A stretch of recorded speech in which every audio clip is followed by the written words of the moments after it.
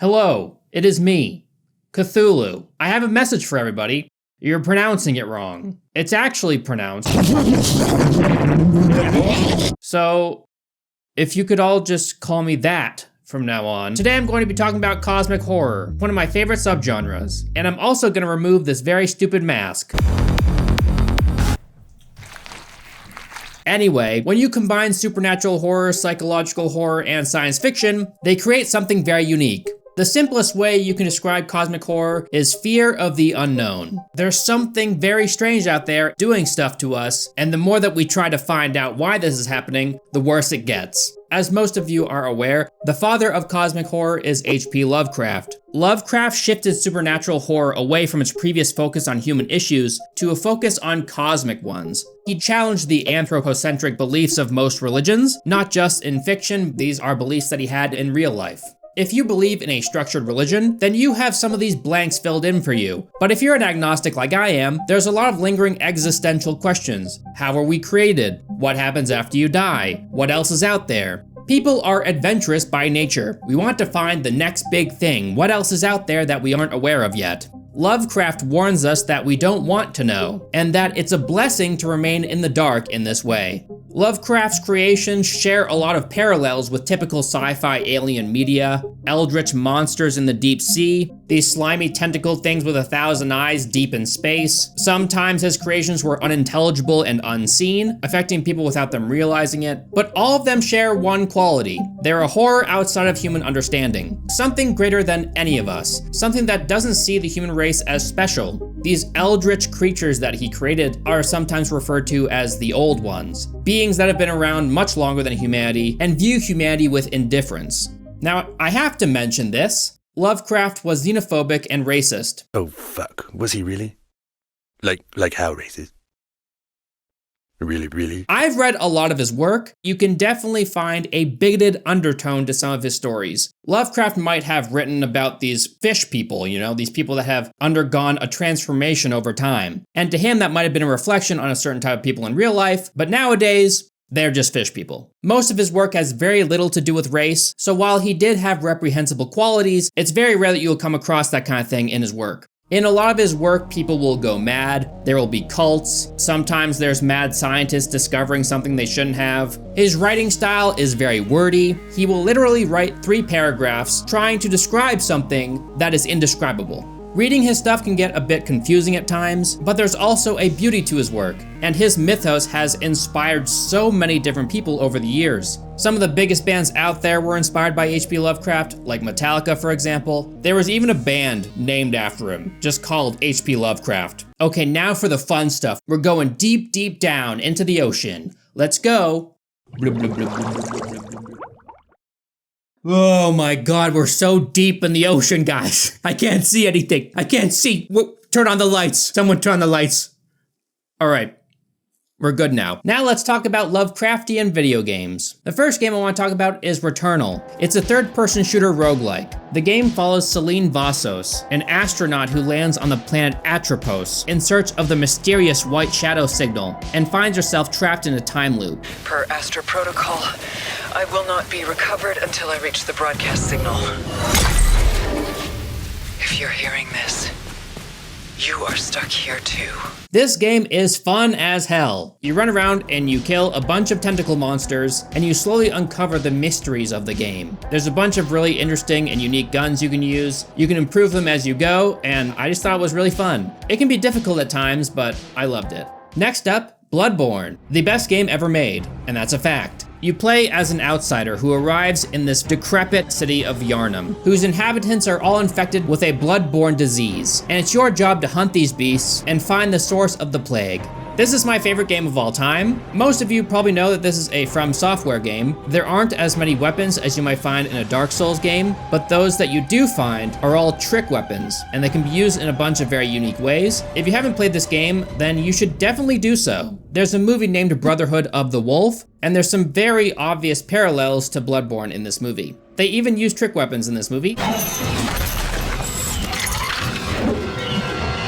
It's not a cosmic horror movie, but still really fun. Next up, we have Moons of Madness. In this game, you play an astronaut on Mars. It's mostly a puzzle game with horror elements. You have to overcome obstacles using computers, electrical systems, rovers, solar panels, and more. And throughout this game, you are plagued with cosmic horrors, tentacle monsters that come out of nowhere. It's a pretty cool game. I'm not very good at puzzles, so I got frustrated a couple times, but I liked it overall. Next game, The Sinking City. It's an action-adventure game set in the fictional city of Oakmont, Massachusetts. The story follows private investigator and war veteran Charles W. Reed as he searches for clues to the cause of the terrifying visions plaguing him, and becomes embroiled in the mystery of Oakmont's unrelenting flooding. You travel around this really cool city. There's fish people everywhere. It's very run down, and half of the city is underwater. I thought this game was super fun. Basically, imagine if someone took Bloodborne and then mixed it with LA Noire. Then you get The Sinking City. If you haven't tried it, you should.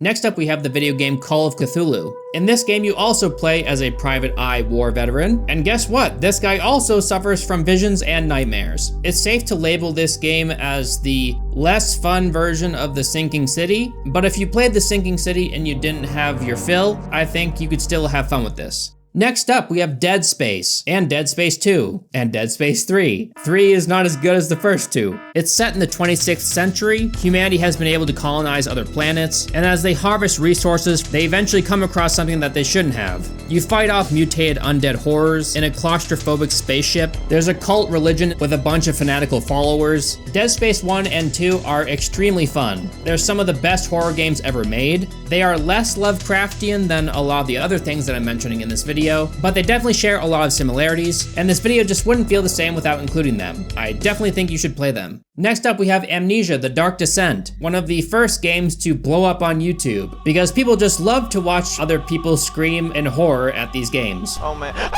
It's a survival horror adventure game. You play as a guy named Daniel. Daniel finds a note he wrote to himself, which informs him that he has deliberately erased his own memory and is being hunted by a shadow, an unearthly presence that manifests itself through fleshy, acidic growths spreading throughout the castle. So Daniel has to descend into the inner sanctum of the castle in order to find and kill its baron. As he makes his way through the castle, Daniel gradually learns about its mysteries and about his own past. Next up, we have Amnesia: Rebirth. You assume control of someone named Tossie. Like The Dark Descent, Tossie's fear level builds up gradually. The darker it is, the more fear that she experiences, causing her to hallucinate and hear whispers in her head. In this game, you wander through desert caves and ancient tombs in order to find the whereabouts of your companions. Tossie learns that the facility was built by an alien race who could traverse worlds and extend their lives by torturing humans on a mass scale. I think these games are both very fun. They can get kind of frustrating at times, but overall I love the atmosphere and I think they're worth your time. Next up, we have Eternal Darkness. This is a psychological horror action adventure video game. You battle a cosmic evil across space and time. It operates kinda similar to Resident Evil. You'll use things from swords to guns to mind warping spells. It takes place over 4 principal locations, which the game skips back and forth between. This game is amazing. I don't want to spoil it for you, but it's insanely creepy, and I think you should definitely check it out. Next up, we have Conarium. This is a Lovecraftian horror adventure video game. It's inspired by Lovecraft's novella At the Mountains of Madness. The player controls Frank Gilman, one of the 4 scientists of the Antarctic expedition. At the beginning of the game, Gilman wakes up alone. Hello? Anybody here? He discovers that the research base is abandoned, with no trace of the other scientists. You go around exploring environments and solving puzzles, and you must uncover what happened to the others. This game has an incredible soundtrack. It sets an ominous mood of dread throughout the entire playthrough. It's not an incredible game, but it's still pretty fun. Definitely worth playing if you're a huge fan of Lovecraft. Next, we have The Shore. The Shore is a game that tells the story of Andrew, a fisherman in search of his daughter on a mysterious island, overrun with nightmarish Lovecraftian entities. The game starts out as a walking sim, where you search for clues and items to unlock areas to progress the story. Later in the game, it turns into a survival horror with combat and chase sequences. This game has great atmosphere, but the puzzles and combat leave a lot to be desired. The next game I want to talk about is Darkwood. It's a top-down survival horror game. It takes place in an isolated forest somewhere in Poland, where your character has been trapped. The game doesn't hold your hand at all, and the line of sight cone for your character increases the tension by a ton. This game is insanely creepy. There are some downsides, like clunky combat and a weaker endgame, but its atmosphere and music is incredible, and overall it's a wonderful game and I would definitely recommend it.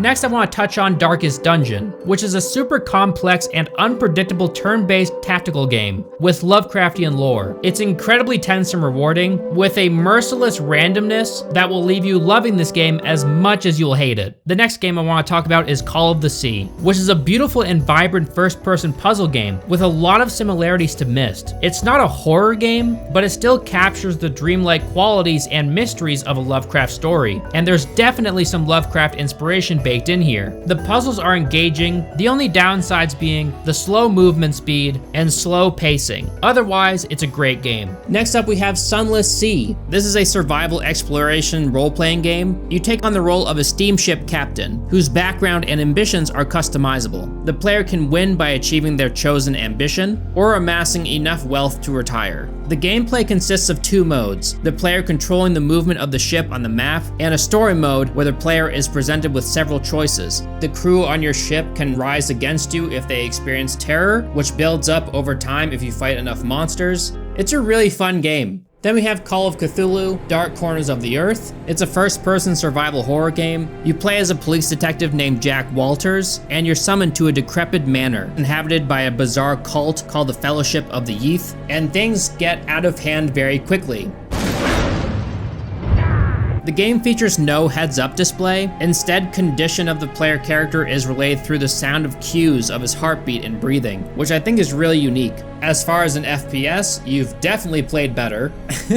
This game is very buggy and it has some extremely difficult spots, but if you're willing to push through that and you like Lovecraftian horror, then you might end up loving this game. Next up, we have The Thing, based on the movie The Thing. It's a third-person shooter survival horror game. The story focuses on Captain Blake, a member of a US Special Forces team sent to the Antarctic outpost featured in the film to determine what happened to the research team. One of the main features of The Thing's gameplay is the inclusion of multiple NPCs who join Blake at various points throughout the game. There are 3 types of NPC in the game: engineers, soldiers, and medics, and they can all perform different tasks that the others can't. And there's a fear-trust system in place. If you want a certain NPC to join you in combat, the player must ensure that the NPC trusts them. Surprisingly, this game is a lot of fun. Most of the time when you play a game based on a movie, it's kind of a gamble whether or not you're gonna have a good time. But this game is awesome. There's the game The Chant. It came out pretty recently. It's kind of like if the movies Midsommar and Annihilation had a video game baby. Yeah, this would be it. You play as a character named Jess, who visits a hippie retreat and eventually uncovers that it's a cult that have unwittingly accessed horrors from a parallel dimension. I found this game endearing at points, but then I came across one of those enemies that can't die. You know, they're meant to instill fear in the player, like in a Resident Evil game, for example, but I found it more irritating than frightening. Overall, it's a decent enough experience, and if you're a fan of cosmic horror, then I'd recommend it. The last game I want to talk about is Prey. It's an FPS sci-fi horror game. The game combines elements of role-playing video games, stealth games, immersive sims, and Metroidvanias in its design. The player controls a person named Morgan Yu, and you explore a space station named Talos 1. The player uses a variety of weapons and abilities to fight a hostile alien force. The aliens in this game are basically just black flubber. Remember the movie Flubber?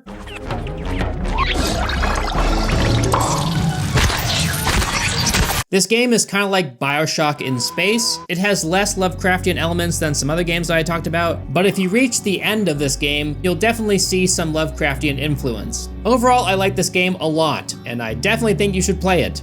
Now we're going to be talking about movies. Yay! First up, one of my favorites, The Endless. The Endless was released in 2017. It's a science fiction horror drama film. It was directed, produced, and starred Justin Benson and Aaron Moorhead. Benson also wrote the film, while Moorhead was the cinematographer, and they both also acted as editors. So this film is their baby. Bravo, gentlemen! Because I love this movie. The movie centers around brothers Justin and Aaron Smith, who receive a video cassette in the mail, made by a place named Camp Arcadia, a group they belong to as young children. Eventually, they end up back at Camp Arcadia, and things are very strange, and the way the film progresses from here is incredible. I love it. So much weird shit happens. I found it enthralling. So if you haven't seen this, you should definitely do so. Next up, we have Pandorum. It's a 2009 science fiction horror film. This film was poorly received and a box office flop, which is a shame because I love this movie. This movie's about two members of a flight crew aboard a massive spaceship called the Elysium, Corporal Bauer and Lieutenant Peyton, and they both awaken from hypersleep with partial amnesia. We find out that there's something very wrong inside this ship, and it's so fun. If you haven't seen it, please do so. There's The Evil Dead from 1981, one of Sam Raimi's masterpieces. It's about a bunch of people who go to a cabin in the woods and they find the Necronomicon and shit gets wild. The effects are incredible. You can feel the passion of the filmmakers when you watch this. It still remains a benchmark of modern horror. There's the movie The Blob from 1988. The film's about a carnivorous amoeboidal alien. It envelops living beings, growing larger, redder, and more aggressive. This movie is super fun, it's very goofy, and it's disturbing at times. It's kind of similar to The Evil Dead as its practical effects are a marvel, especially for the time it was made. I think it's a very fun movie. Next up, I want to talk about Color Out of Space, based off of Lovecraft's story of the same name. I've already made an entire video on this movie. This movie was directed and co-written by Richard Stanley. It's starring Nicolas Cage, our boy. Basically, this strange alien entity known as the Color lands on a farm, and over time it affects this family. Their livestock starts to act strange. It even changes the bugs in the area, the plants. Eventually, it culminates into an incredible spectacle. It's definitely one of my favorite Lovecraftian horror movies. If you want to know more about this movie, then please make sure to check out my video. Like, yeah, come on, random hydrologist, come watch me milk my alpacas. Next up, we have Under the Skin. It's a science fiction film directed by Jonathan Glazer. It stars Scarlett Johansson as an alien who preys on men in Scotland. It's unlike anything you've ever seen in an alien movie. When it shows this alien entity devouring people, it definitely has a Lovecraft feel to it. Something unknown and weird that preys on people, and they don't really understand what's going on. I love this movie. If you like science fiction or horror, if you like weird stuff, this movie is for you. Next up, we have Event Horizon. It's a 1997 science fiction horror film directed by Paul W.S. Anderson. Yes, the same Paul W.S. Anderson that made all those Resident Evil movies. It's a return to the survival horror roots of the original video game and of the first movie as well. You know, the first movie was very, very scary. It was very...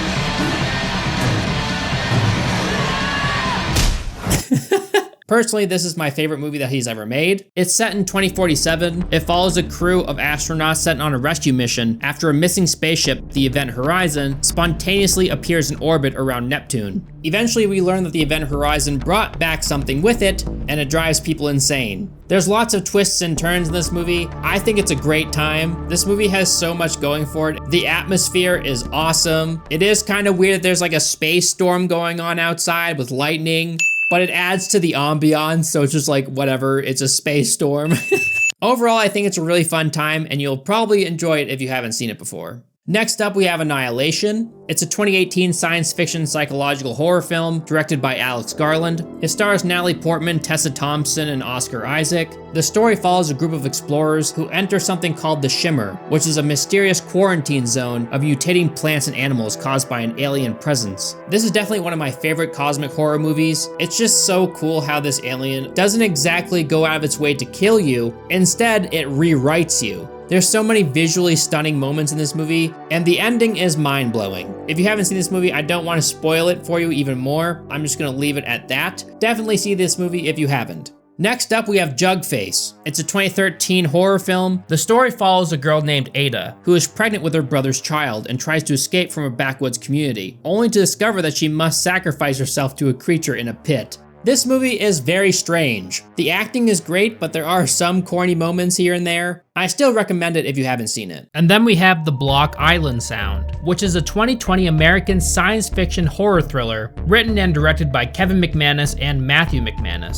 It's about the people who live on a small island and how everything in the area is becoming influenced by some unknown entity. Many fish suddenly die, and the fisherman Tom Lynch starts to act very erratic as the family tries to find out why these things are occurring. I quite liked this movie. It's a little bit of a slow burn at the start, but it kept me intrigued the entire time. Next we have Slither, released in 2006, written and directed by James Gunn. This movie is a disturbing dark comedy sci-fi about a small town that's taken over by an alien plague, turning residents into zombies and all forms of mutant monsters. I kind of think of this movie as the goofy version of The Thing.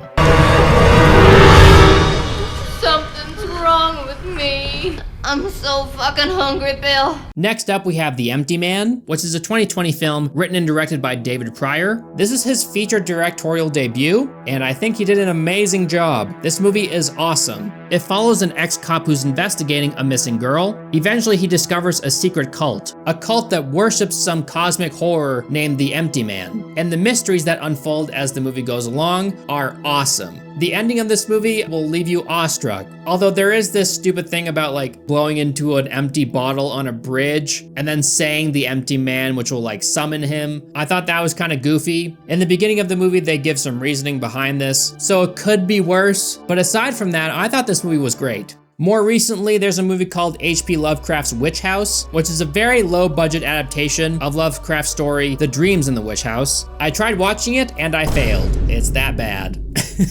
I did not like this movie at all. Now I want to talk about John Carpenter's Apocalypse trilogy. Yes, the king himself. When you think about cosmic horror in film, these three movies probably come to mind. That's The Thing, Prince of Darkness, and In the Mouth of Madness. So firstly, we have The Thing, which was made in 1982. It tells the story of a group of American researchers in Antarctica who encounter a parasitic alien that they end up calling The Thing. It's a life form that assimilates, then imitates other organisms. The group is overcome by paranoia and conflict as they learn that they can no longer trust each other, and that any of them could be The Thing. If you haven't seen The Thing, then make sure you do so. It's a classic. The practical effects used in this movie are amazing. It's one of the best examples of cosmic horror in film, and it's one of my favorite movies of all time, which is why we sell a t-shirt based on it over at alienclothing.com. AYYLIEN clothing.com. That's my plug for the day.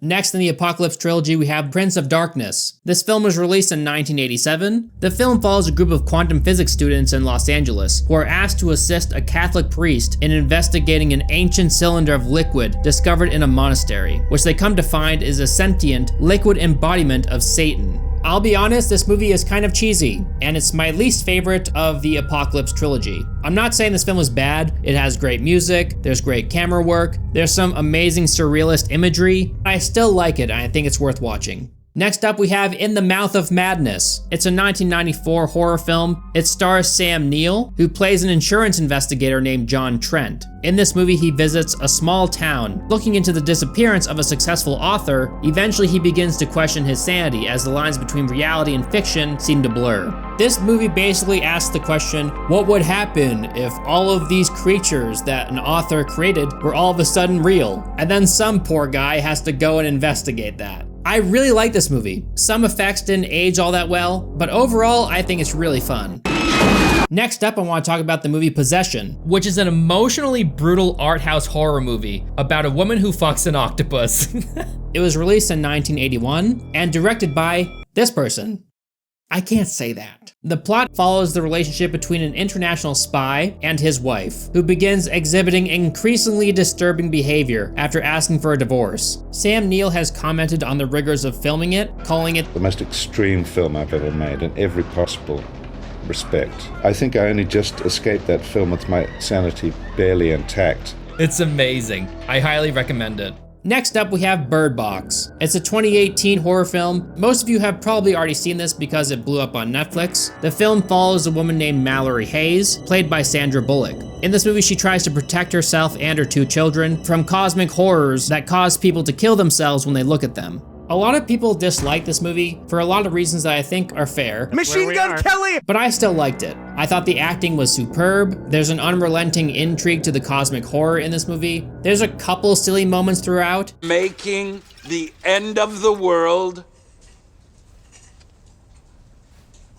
great again!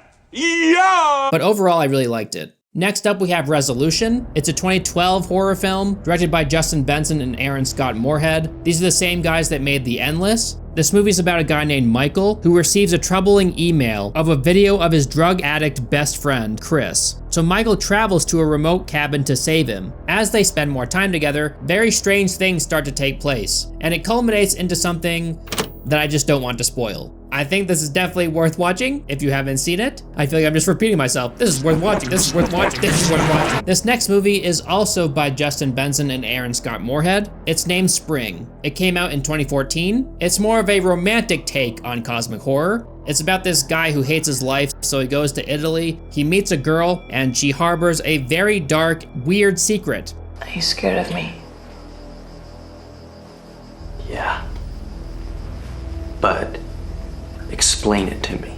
I like this movie a lot. It's very unique. I haven't seen anything quite like it. If you haven't seen the films by these guys, then I definitely think you should see them because they're awesome. Next up, I want to talk about The Lighthouse, a 2019 film directed and produced by Robert Eggers, written by him and his brother Max Eggers. It stars Willem Dafoe and Robert Pattinson. They play two 19th century wickies, or lighthouse keepers, after being marooned at a remote New England outpost by a destructive storm. This is one of my favorite movies ever made. The Lovecraftian elements don't present themselves until later in the movie, but when they do, it hits hard. Willem Dafoe and Robert Pattinson's acting is incredible in this movie. We get to watch as these two men's minds degrade over time. There are aspects of this movie that some people can argue are happening in the characters' minds, and they're not actually happening. Robert Eggers leaves that open for debate. There's some very funny moments here and there. There's some fart humor.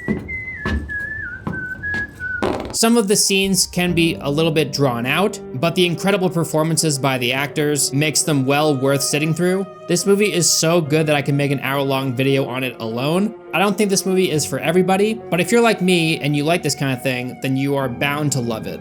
The next movie is called Cold Skin. It was released in 2017. It takes place in 1914. It's about a young guy that travels to a remote island in the South Atlantic to work for 1 year as a weather observer. He meets the caretaker for a crudely fortified lighthouse named Gruner. Eventually, the two men are attacked by a bunch of creatures of the night, and these two basically just play Nazi zombies. I kind of think of this movie as the Walmart brand version of The Lighthouse. I don't think it's a terrible movie, but it's not great either.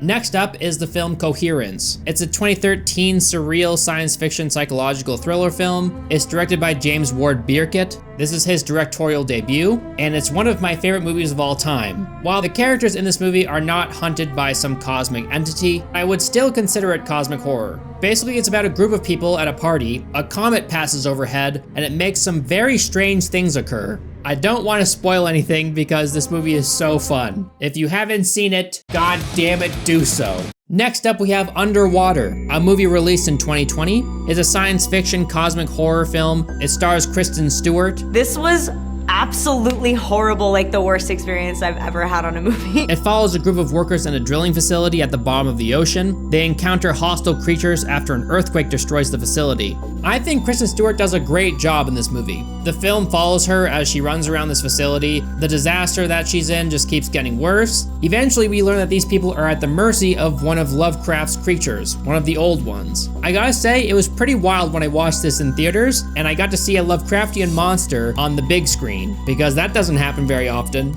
Then we have the Alien franchise. These movies are mainly science fiction monster horrors, but every once in a while you'll find cosmic horror elements, like the eggs that they hatch from. The face huggers are very Lovecraftian, a horrific alien species deep in space that are killing people very easily. I think that's kind of Lovecraftian. The first two movies obviously are much better than the rest, the first one being more of a subdued science fiction horror, the second one being more of an action horror. I like them both equally. I plan on making a big video on those movies eventually. Next up, we have The Void. It was written and directed by Steven Kostanski and Jeremy Gillespie. The plot follows a small group of people who become trapped in a hospital by a gathering of hooded cultists and eventually become the prey to grotesque cosmic creatures. This movie is awesome. The practical effects and the imagery that they use to portray these cosmic entities is mind-blowing. It's so cool to watch. If you're a big fan of cosmic horror, then this is a no-brainer. You should definitely see this movie. Then there's the Dunwich Horror, which is a 1970 horror film. This is a loose adaptation of the short story by H.P. Lovecraft. The film's about a young graduate student who is targeted by a man attempting to use her in an occult ritual taken from the Necronomicon. This movie is bad. I'll will stop you. I don't like it. Don't watch it. There's another movie called The Dunwich Horror, and it's also bad.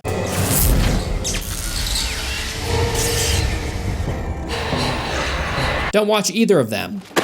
Up next we have From Beyond, which is a 1986 film directed by Stuart Gordon. It's loosely based on the short story of the same name by H.P. Lovecraft. The movie centers around a pair of scientists with a device called the Resonator. This machine that whenever they turn it on, they're able to perceive creatures from a different dimension that are able to cross over into theirs. So obviously, as a viewer, you're thinking, well, just destroy this machine and movie over. But whenever they turn on the machine, it arouses them. Basically, these people become addicted to the feeling that they get when they turn on the machine. So it kind of complicates things. And this movie is great. The acting is incredible, the practical effects are amazing, the special effects leave something to be desired, but it is a movie from 1986. Overall, it's a great movie and one of the best examples of cosmic horror in film. I love it.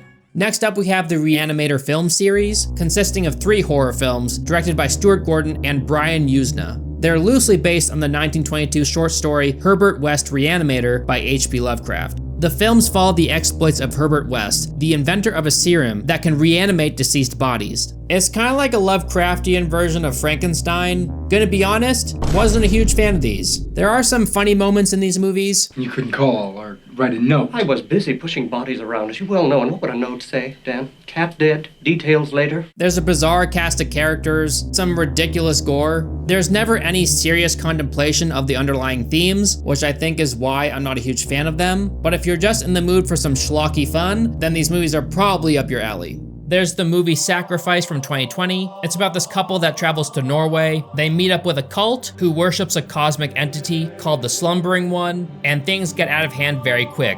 It's not a perfect movie. The lighting in some scenes was kind of irritating. You can tell they were trying to go for this creepy vibe throughout most of the movie, but it was way too in your face. I much prefer subtle creepiness when it comes to color grading and the lighting in different scenes, but I still enjoyed myself. There's also a movie named Glorious. It was released in 2022, and it's about this guy who enters a bathroom, and he ends up being trapped in there with an evil cosmic entity. And the best part is, this unknown evil thing that's chilling in the bathroom stall is voiced by J.K. Simmons. In fact, I could provide you with the names of all 12 contributors to the fecal matter currently on your shirt, hands, and face. Would you like me to do so alphabetically or chronologically as to their date of contribution? Overall, it's a pretty fun movie. It's very unique, but it's far from perfect. Next up, we have Black Mountainside. It's a 2014 indie horror thriller directed by Nick... My dumb American tongue can't say that. This movie follows a group of archaeologists that discover an ancient structure in the Arctic North. While the group examines and evaluates the discovery, things start to go awry. The site's native workers leave, communications fail, supplies stop coming, and the men begin to feel odd physical and psychological effects. If you really like The Thing, this movie is basically a version of The Thing, but without the creepy monsters. The cosmic horror in this movie isn't really seen. It's more like a microscopic organism that ends up taking over people's minds. And I actually like this movie a lot. I think it's great, especially for a low-budget movie.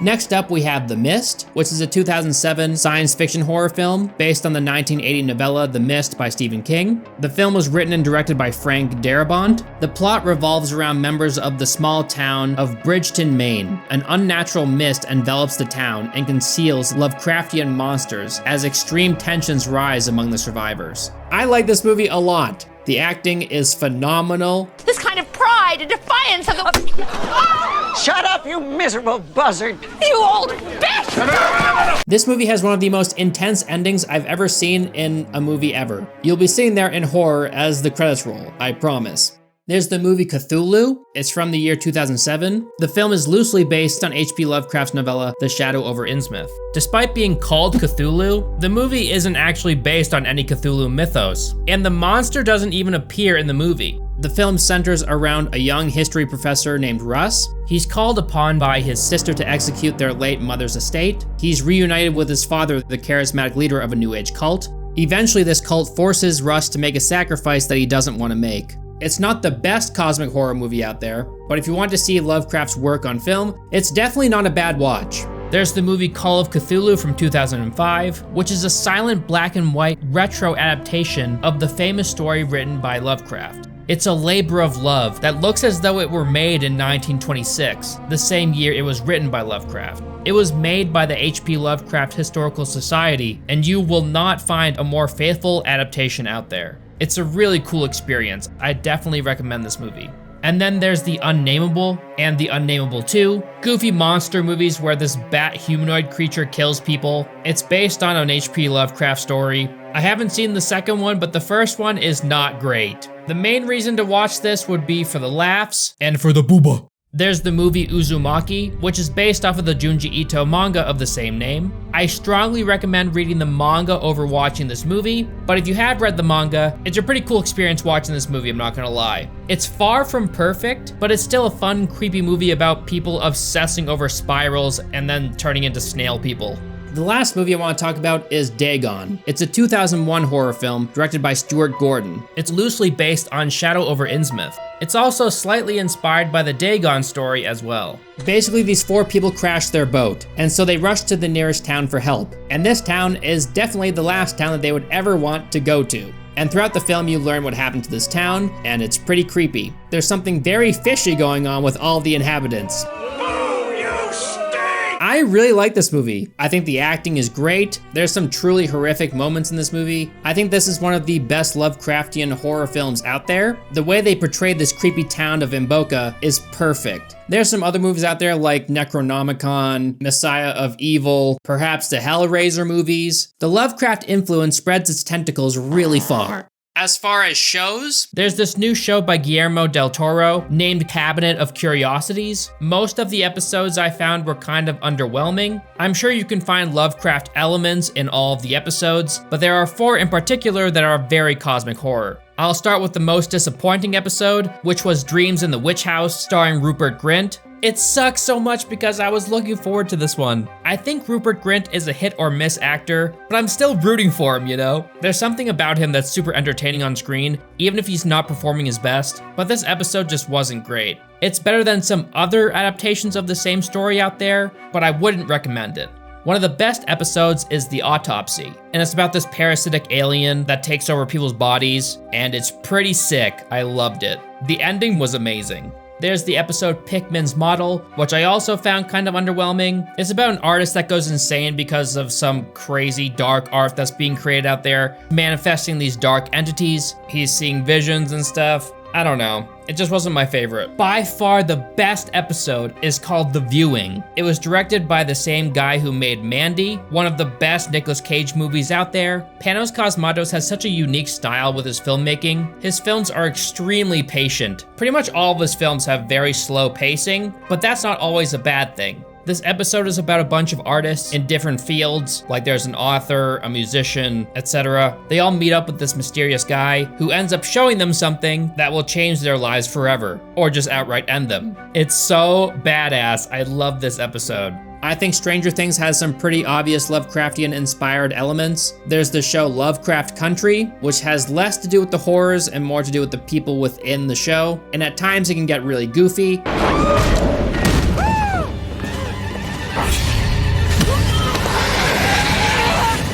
But it's not terrible. And if you ever seen the show Love, Death, and Robots on Netflix, every single episode is different. It's kind of like Black Mirror. There's an episode named Beyond the Aquila Rift, and it's an incredible version of cosmic horror. When they reveal what happens at the end, you're like, holy shit, that's so terrifying. I want to briefly go over artists that invoke cosmic horror vibes. First off, there's Alex Grey. If you're a fan of the band Tool, then you definitely know of this guy's artwork. He focuses most on the human body. His art is very spiritual, but it also has this cosmic horror energy to it. There's the Polish nightmare artist Beksinski. I have no idea how to say his name.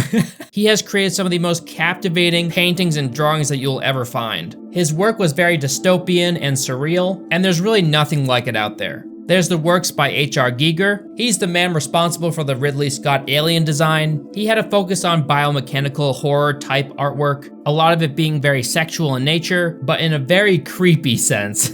Next, we have Junji Ito, a very famous Japanese horror manga artist. You just go like this, and then yeah. A lot of his work is very cosmic horror. I highly recommend reading his manga if you have the chance. He has a lot of great work. I'm a big fan of Tomy, but if you really want to be terrified, read No Longer Human. It will disrupt your sleep, I promise. There's the artist Vladimir Chebikov. His stuff is very similar to Beksinski. I'm a big fan of his work. And my personal favorite, Mark Erskine. He makes some of the coolest modern cosmic horror art out there. Just check out his art station, it's incredible. I'm done rambling now, I think. Thank you so much for listening to me talk for way too long. If there's anything that I didn't mention, please feel free to put them in the comment section down below. I have a clothing brand named Alien Clothing, so go check out the stuff over there at alienclothing.com. That's AYYLIEN clothing.com. Odds are if you like this creepy stuff, then you'll probably like something over there. Thank you so much to all my patrons that make videos like this possible, and I'll see you guys in the next one. Bye! Alright, into the portal I go.